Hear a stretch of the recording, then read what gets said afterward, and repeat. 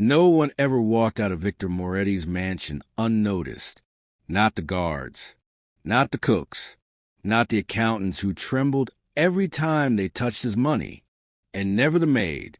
Yet every evening at exactly 6:40 p.m., one woman did. Her name, at least a name on her employment file, was Elena Cruz. Victor Moretti ruled the underground of Ravenport, Illinois, with the kind of silent authority that didn't need shouting or bloodshed to be feared. His empire spanned ports, shipping companies, private security firms, and a financial web so clean on paper it fooled senators. Men twice his size lowered their eyes when he entered a room. Judges returned his calls. Police chiefs asked favors politely. And inside his mansion, marble floors, surveillance everywhere, walls thick enough to bury secrets. Nothing happened without him knowing, except Elena. She was invisible in the way only dangerous people learn to be. She cleaned quietly, spoke softly, never asked questions, and every evening she removed her gloves, tied her hair back, bowed her head politely to the head of household, and left. No hesitation, no lingering, no fear. That was the first thing that bothered Victor. Fear was currency in his world. Even loyalty was soaked in it. Yet Elena showed neither fear nor ambition. She did her job perfectly and disappeared into the night like she belonged to another universe entirely. Victor noticed things other men missed. That was why he was still alive. The second thing that bothered him, she never took rides. Every staff member knew the rule. Anyone leaving the estate after dark was driven home by security. It wasn't generosity. It was control. Elena declined every single time. "I walk," she always said. Not rudely, not nervously, just final. On the surface, it was nothing. But Victor had built an empire by trusting instincts, not appearances. And his instincts whispered one word every time he watched her walk through those gates. Why? The curiosity became something else the night Victor saw her hands. It was late, past midnight, and a private meeting had gone longer than expected. Victor crossed the west corridor alone, loosening his tie, when he noticed a light in the laundry room. That room was never used after hours. He paused. Through the half-open door, he saw Elena folding fresh linens. Her movements were slow, controlled, deliberate, but when she reached for a towel, her sleeve lifted slightly. Victor froze. Her wrist wasn't soft like a housemaid's. It was marked, faded scars, thin, parallel lines, old burns, not the kind earned in a kitchen accident, the kind earned by survival. Elena noticed him instantly.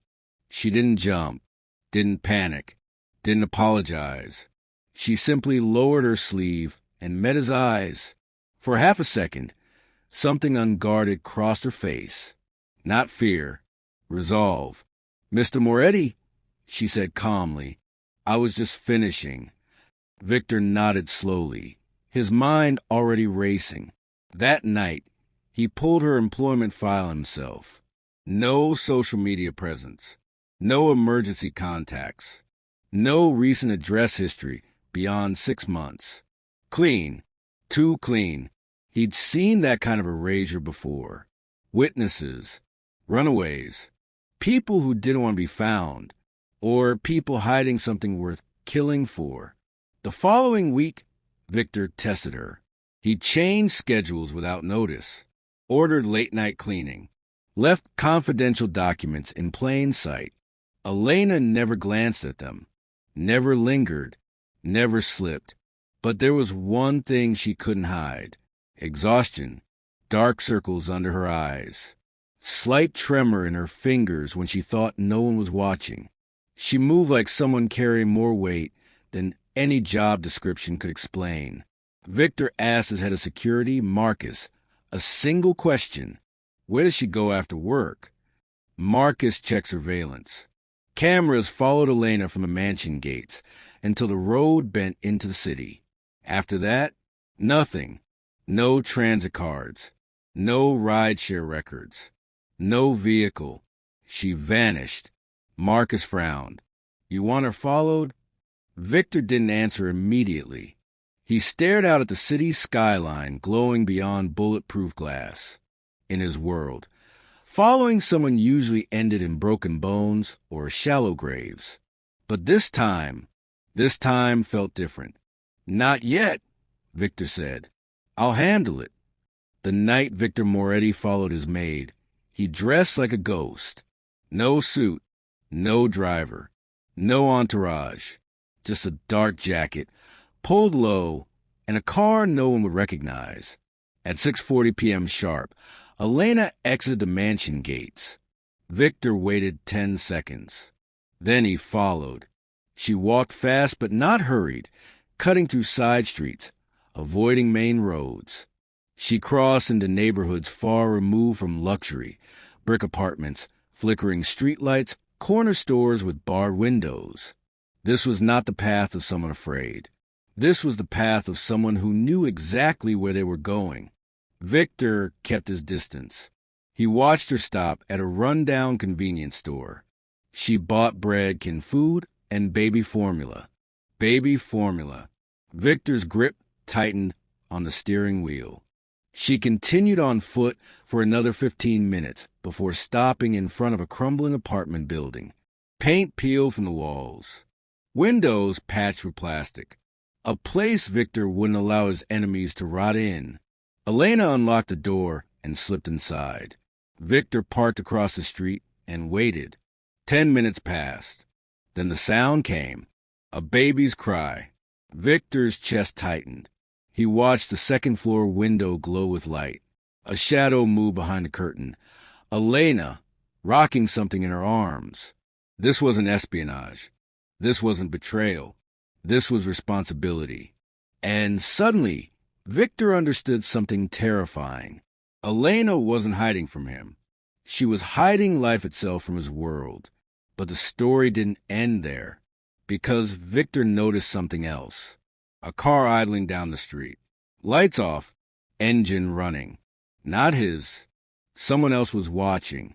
Victor's instincts flared, sharp, violent, unmistakable. The same instincts that had saved him from assassins, ambushes, and betrayals. He memorized the car, the license plate, the men inside. And in that moment, Victor Moretti realized a truth that sent a chill through his spine. Elena Cruz wasn't just living a secret life. She was in danger, and whoever was watching her had no idea whose attention they had just drawn. Victor Moretti didn't move when he saw the car. He didn't reach for a weapon, didn't call Marcus, didn't bark orders into an earpiece, because he had none. Tonight, he was alone by choice, and that choice meant one thing. If something happened, it would be his hands doing the saving or the killing. Across the street, the unmarked sedan sat with its lights off, engine purring like a predator trying not to breathe. 2 silhouettes in the front seats, 1 in the back. They weren't random. Random men didn't idle in a decaying neighborhood at nearly 7 p.m. with their headlights dark and their bodies tense. Victor watched the sedan like he watched a negotiation. Calm face, cold mind, ready for the moment something snapped. Up in the second-floor window, Elena's silhouette moved. A baby's cry rose and fell, muffled through the thin glass. Victor imagined her making a bottle, wiping tears, whispering comfort. That alone told him something he hadn't expected to feel. Respect. Then the sedan door cracked open. The passenger stepped out. Victor's body reacted before his mind finished processing. His hand slipped into his jacket. Gripping the compact pistol, he brought out a habit, not intention. He hadn't drawn it in years without purpose. The man on the sidewalk wasn't dressed like a cop. No badge. No stance of authority. He moved like someone who had done violence before. He scanned the building, then pulled out his phone, tapping quickly. Victor's eyes narrowed. A caller, a spotter, a setup. Victor's jaw tightened.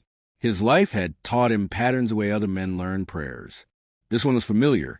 Watch, verify, move, and fast. And Elena, quiet Elena, who cleaned his marble floors and never met his eyes too long, was the target. Victor didn't know why yet, but he knew this. If someone came for her, they were stepping into his territory now. Not because he owned her, because he'd seen something he hadn't expected. Something human. And Victor Moretti didn't allow predators to hunt in front of him. Not without consequences. He waited. The spotter finished his call and leaned back against the car, eyes still on the building.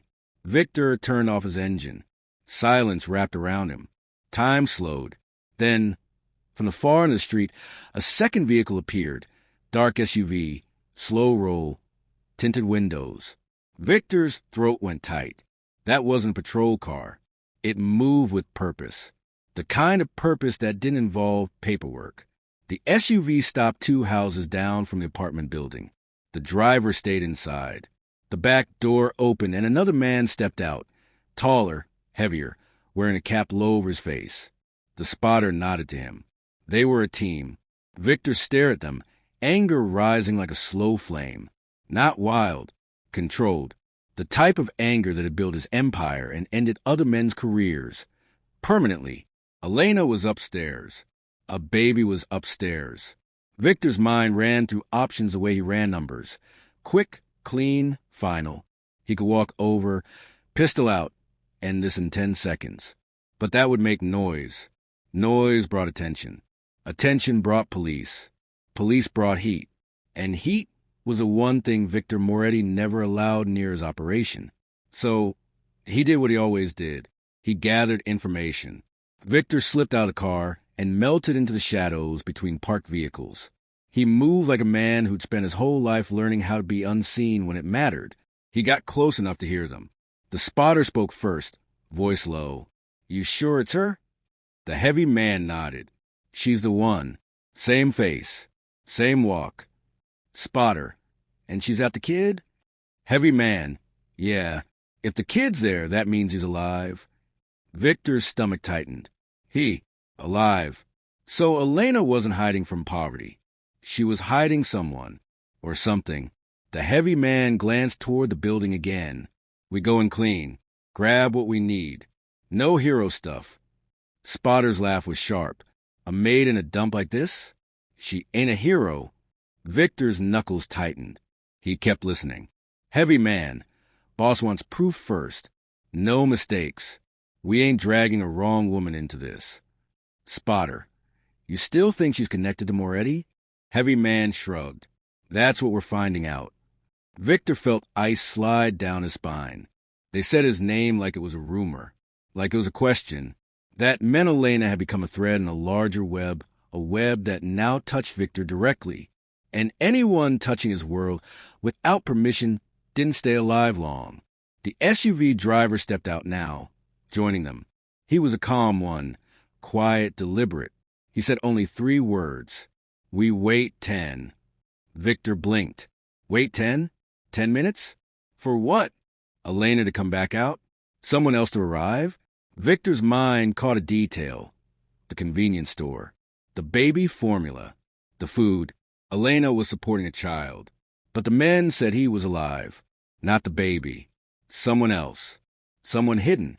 Someone who mattered enough that strangers were hunting for him. Victor's pulse thudded harder. He backed away slowly and returned to his car, staying low, making no sound. He needed Marcus. He needed eyes. He needed control. But he wasn't going to call from here. Not with predators nearby. So Victor did something he hadn't done in years. He broke his own rule. He acted personally. Across the street, Elena's apartment light flickered. Victor watched the shadow behind the curtain. She was moving quickly now. Maybe she'd sensed something. Maybe the baby wouldn't stop crying. Maybe fear was finally knocking. Victor's jaw tightened. He could not let those men go inside. Not without knowing what they wanted. Not without knowing what Elena was hiding. Not without knowing why his name had just been spoken. Victor checked the street. No pedestrians. No witnesses. Then he slid the pistol from his jacket and moved. He didn't approach directly. He approached like a businessman who owned the block.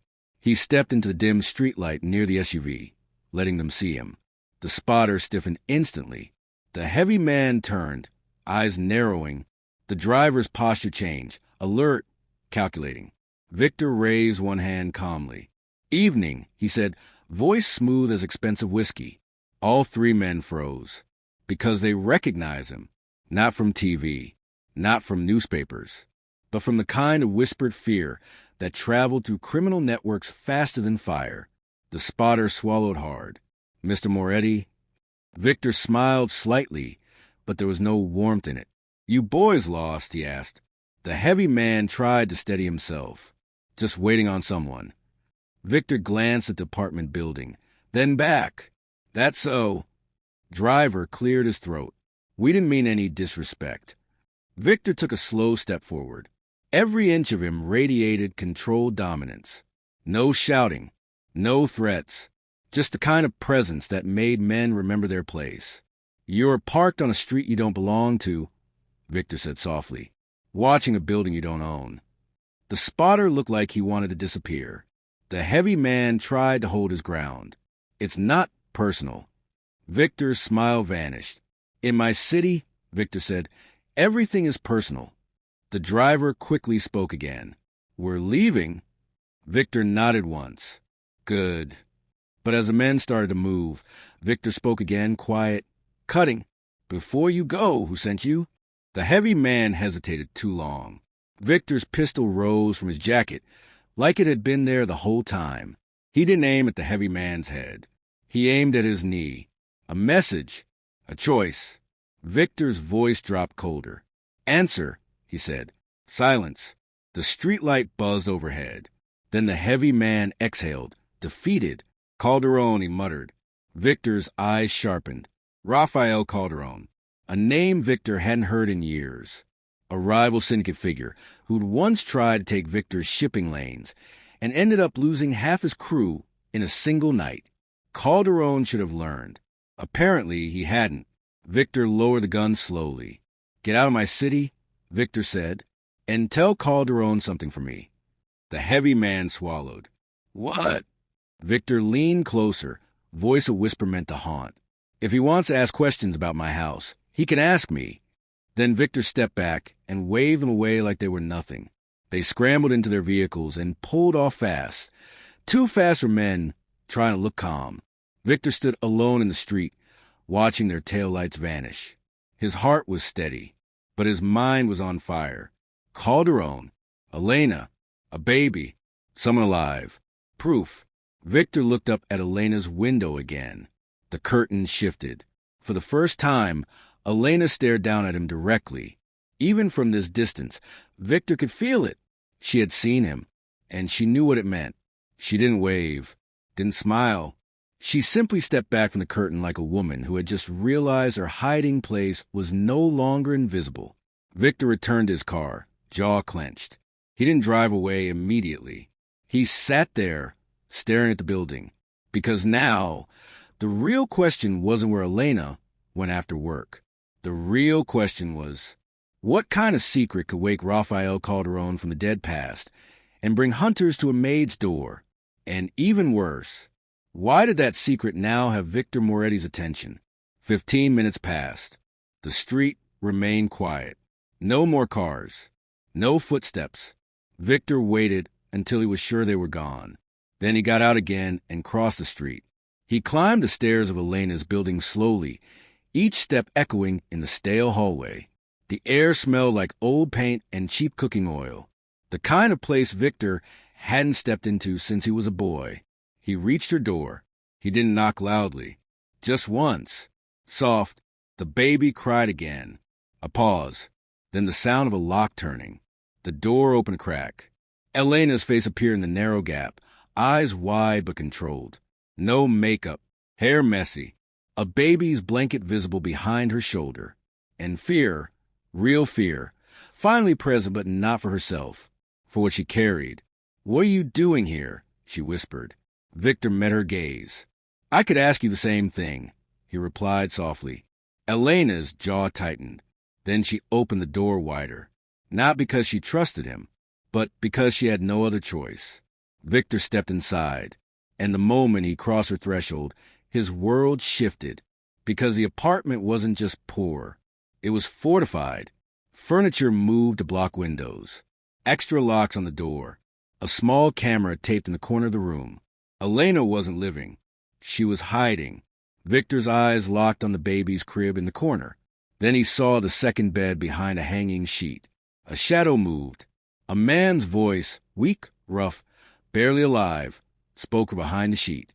"Elena, who is that?" Victor Moretti stopped breathing, because the voice sounded familiar, not from friendship, not from comfort, from a memory of gunfire and betrayal. Elena swallowed hard.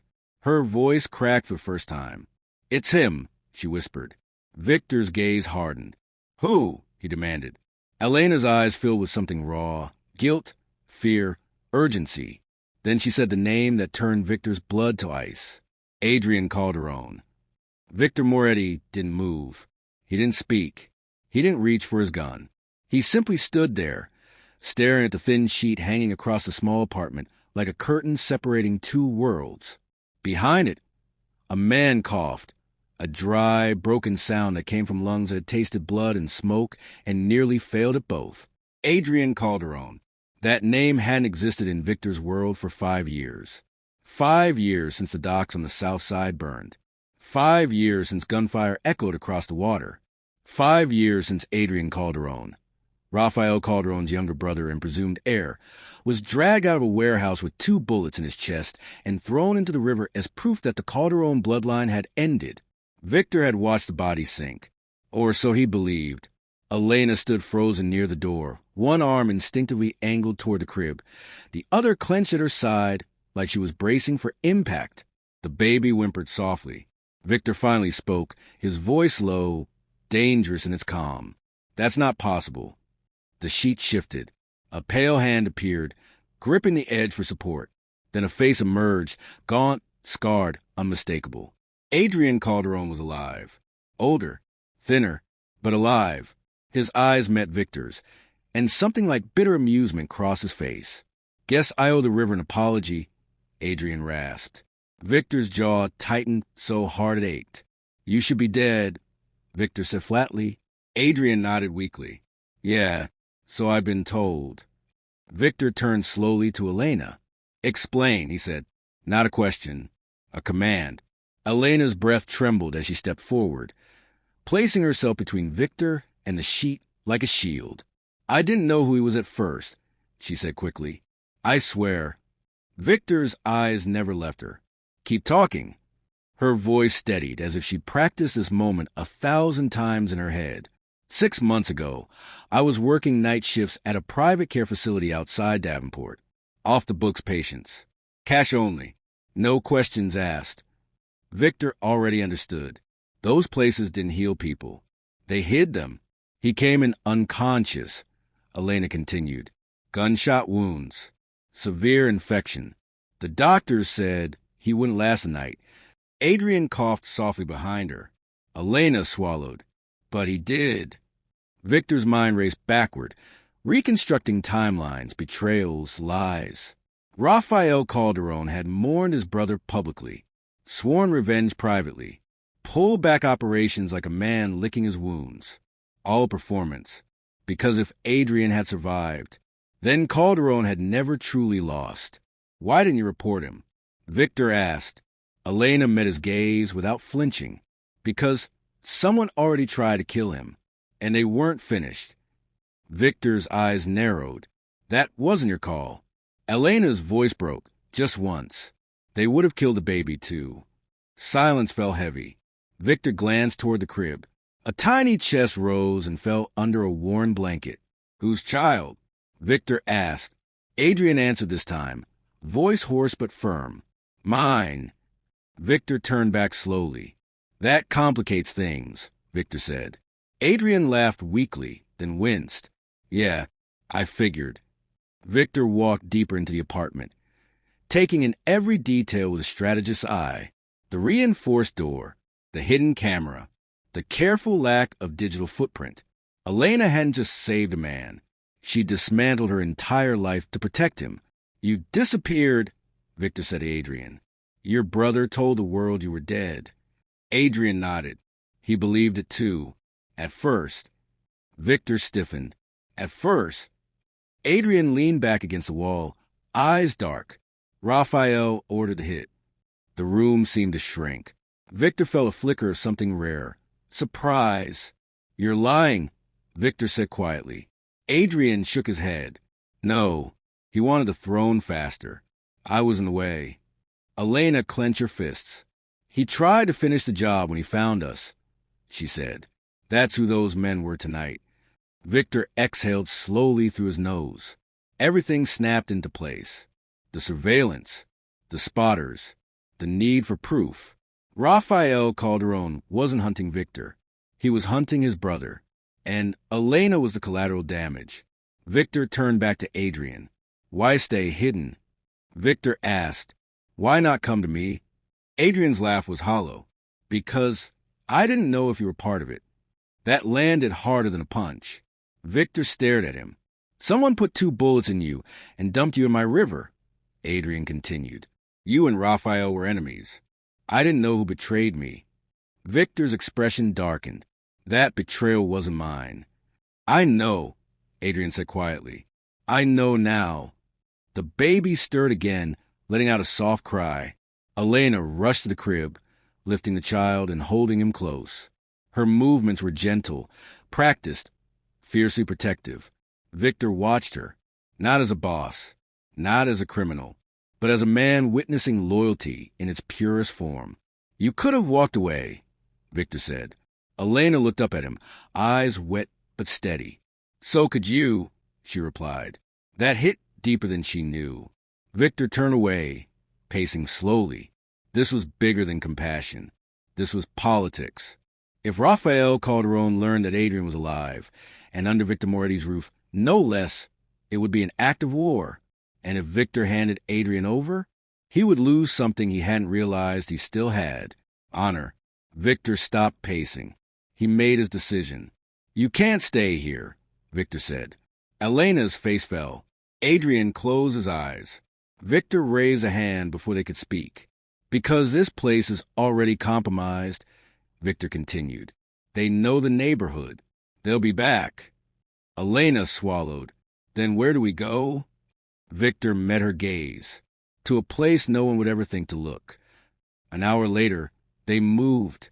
No sirens. No drama. No gunfire. Marcus arrived with 2 trusted men and an unmarked medical van. They didn't speak. They didn't ask questions. They followed Victor's instructions like gospel. Elena packed quickly. Bare essentials, nothing sentimental. She wrapped the baby tightly, whispering comfort with every step. As they loaded Adrian carefully into the van, Victor leaned close. Your brother doesn't know you're alive yet, Victor said. Adrian opened his eyes weakly. He will... Victor nodded. When he does, he'll come for you. Adrian met his gaze. And you? Victor's lips curved slightly. I'll be waiting. They drove north, far from Ravenport, to an estate Victor owned under a name no one traced back to him. A place used only in emergencies. A fortress disguised as a farmhouse. As dawn crept over the horizon, Elena stood in the quiet bedroom, placing Adrian gently into a clean bed. Doctors moved efficiently. The baby finally slept peacefully. Victor watched from the doorway. Elena turned to him. Why are you doing this? She asked softly. Victor considered the question carefully. Because, he said, someone tried to turn my city into a graveyard again. Elena studied his face. And because, she pressed. Victor hesitated, then spoke the truth. Because I don't like unfinished stories. Elena nodded slowly. For the first time since he'd known her, she smiled, not politely, not nervously, but with gratitude and fear, because they both knew what came next. Raphael Calderon would discover the truth, and when he did, there would be no hiding. Raphael Calderon learned the truth the same way he learned everything else. Too late. The call came at 2:17 a.m., snapping him awake in his penthouse overlooking the frozen Chicago River. His phone vibrated once, his private line, the one that never rang unless something had gone wrong. Very wrong. Say it. Raphael growled before the man on the other end could speak. There was a pause. Too long. They're gone, the voice said. All of them. The spotters. The backup. Even the driver. Raphael sat up slowly. Dead. Another pause. Vanished. Raphael's grip tightened around the phone. Vanished was worse than dead. Dead bodies told stories. Vanished men meant someone else was writing the ending. Where? Raphael asked. Ravenport, the voice said. Near the south side. Same block. We tracked her or two. Raphael's eyes narrowed. Her. The maid. The useless woman who was supposed to be nothing more than a loose end. Raphael swung his legs out of bed. Find the brother, he said coldly. He's alive. I know it now. The voice hesitated. Boss. Moretti was seen in the area. Silence fell. Then Raphael laughed. Low. Sharp. Dangerous. Of course he was. Victor Moretti did not hide. That was the first mistake men like Raphael always made. They assumed silence meant fear. Victor chose silence because it gave him time. Time to move assets. Time to close ports. Time to reposition men who didn't officially exist. By sunrise, 3 of Raphael's shell companies were frozen by regulators who owed Victor favors. 2 shipping containers never made it out of New Jersey. A casino deal in Nevada collapsed without explanation. No threats. No messages. Just pressure. Raphael felt it tightening like a noose. By noon, he knew Adrian was alive, and Victor had him. Raphael threw his phone across the room. Bring him to me. Raphael snapped to his inner circle. Moretti wants a war? Fine. We'll finish what he started. But Victor didn't respond with violence. He responded with invitation. The message arrived just before sunset. A single line. Come to the docks. Alone. No signature. None was needed. Raphael stood on the edge of Pier 9 as the sun bled into the water, the smell of iron and oil thick in the air. The same docks where Adrian had been shot years earlier. Memories stung. Victor emerged from the shadows calmly, hands visible, posture relaxed, like a man in control. You always like the dramatic entrances, Raphael said bitterly. Victor stopped a few feet away. You always like unfinished business. Raphael's eyes flicked around. Where is he? Victor didn't answer immediately. He's alive, Raphael said, voice tightening. I know. Victor nodded once. I know you know. Raphael stepped closer. You don't understand what you're holding. Victor's gaze was steady. I understand exactly. Raphael's voice dropped. He's my brother. Victor's eyes hardened. You tried to kill him. Raphael flinched. Just barely. You don't know what he was going to do, Raphael snapped. He was weak. Victor's tone was ice cold. He was inconvenient. Silence stretched. Then Victor spoke again. I'm giving you one chance. Raphael scoffed. You don't give me anything. Victor smiled faintly. That's where you're wrong. Elena watched the live feed from the farmhouse, heart hammering in her chest. Adrian lay propped up in bed, pale but alert, their son sleeping peacefully nearby. You don't have to do this, Elena whispered. Adrian reached for her hand. It ends tonight. She nodded, tears slipping free. Victor's voice crackled through the speaker. Raphael, Victor said, walk away. Leave the city. Leave the business. Leave your brother. Raphael laughed. And if I don't? Victor exhaled slowly. Then you'll disappear. Raphael's smile faded. You think I'm afraid of that? Victor's gaze didn't waver. You should be. The gunshot echoed once. Clean. Final. Raphael Calderon fell to his knees, blood blooming across his chest. Victor stood still, gun lowered. No shouting. No witnesses. Just the water lapping against the pier. Victor approached slowly, crouching beside the dying man. You could have lived, Victor said quietly. Raphael coughed, blood staining his lips. He'll never rule, Raphael whispered. Victor leaned closer. No, he said. He won't. Raphael's eyes widened slightly.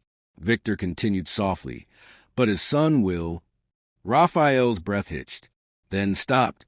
Victor stood, turned, and walked away as sirens wailed in the distance. Too late to matter. 3 months later. Ravenport was quiet. Too quiet. Adrian Calderon lived. Officially dead, legally erased. His son bore a different last name. A clean one. Elena no longer cleaned floors. She ran a foundation, one Victor funded silently, helping women disappear safely from dangerous lives. She stood on the farmhouse porch one morning, watching her son take his first unsteady steps. Victor joined her. "You never asked for this," she said. Victor nodded. "Neither did you." She looked at him. "Do you regret it?" Victor thought of the docks, the blood, the silence. "No," he said. "Some storms need to pass, so the city can breathe again." Elena smiled faintly. "And you?" she asked. "What happens to you?" Victor gazed out at the horizon. "I go back to work." She laughed softly, but they both knew. Some nights, Victor would remember the woman who walked away from his mansion every evening at 6:40 p.m. and the secret that changed everything.